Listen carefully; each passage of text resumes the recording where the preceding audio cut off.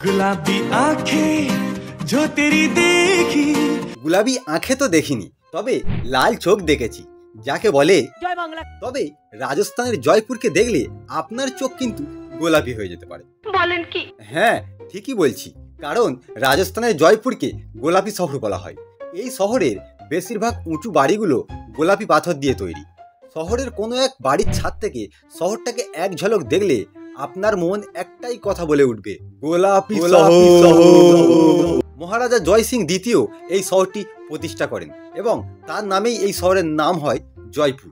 1876 সালে Prince of Wales এবং মহারানী ভিক্টোরিয়ার আগমনে শহরটিকে আতিথেয়তার প্রতীক হিসাবে গোলাপি রঙে সাজিয়ে তুলেছিলেন মহারাজা রাম সিং।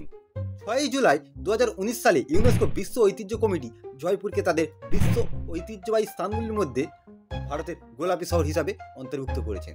তো যাবেন নাকি একবার এই রাজস্থানের গোলাপি শহর দেখতে?